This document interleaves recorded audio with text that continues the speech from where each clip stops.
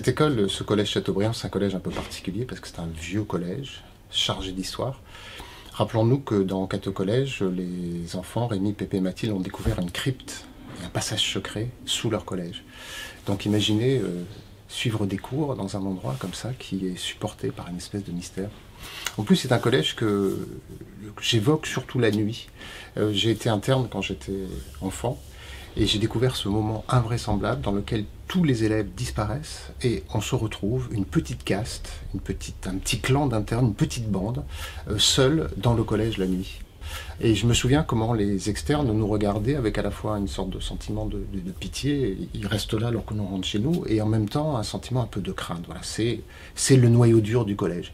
Donc à partir de là, la nuit, des enfants seuls dans un établissement, des pions qui dorment, et le mystère peut commencer.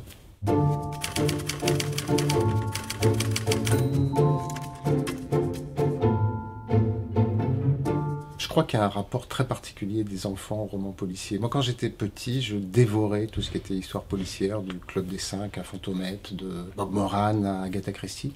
J'ai l'impression que le roman policier, ça ajoute au plaisir de la lecture un plaisir hyper enfantin qui est celui de la devinette. Qui est le coupable? Comment a-t-il fait? Pourquoi l'a-t-il fait?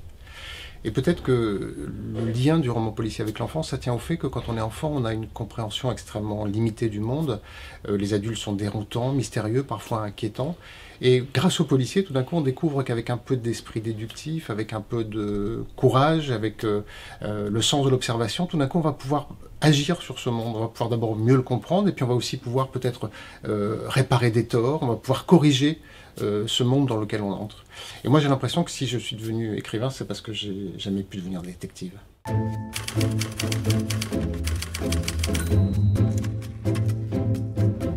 En fait, j'ai l'impression qu'ils n'ont pas bougé, ces personnages. Ils sont tellement nés de mes lectures d'enfance et de ce petit détective que je voulais être quand j'étais enfant. J'avais créé des clubs avec des copains et on était des détectives au chômage parce qu'on n'avait jamais de mystère à se mettre sous la dent.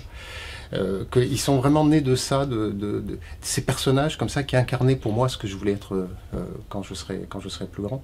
Donc ils n'ont pas tellement changé. Ce qui a changé, c'est le rapport que j'ai avec eux. C'est-à-dire que c'est un rapport de plus en plus intime. Je les connais de mieux en mieux.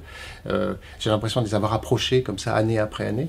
Et chaque fois qu'un livre recommence, que j'ai une nouvelle histoire pour eux, j'ai cette question, est-ce qu'on s'est pas éloigné? Est-ce qu'on s'est pas perdu de vue? Est-ce qu'on va avoir encore des choses à se dire?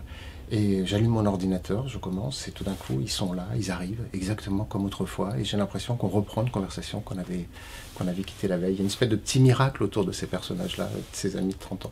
Et ce que j'espère, c'est que le lecteur éprouvera ce petit miracle aussi, de les retrouver tels qu'il les a imaginés et tels qu'il les a quittés.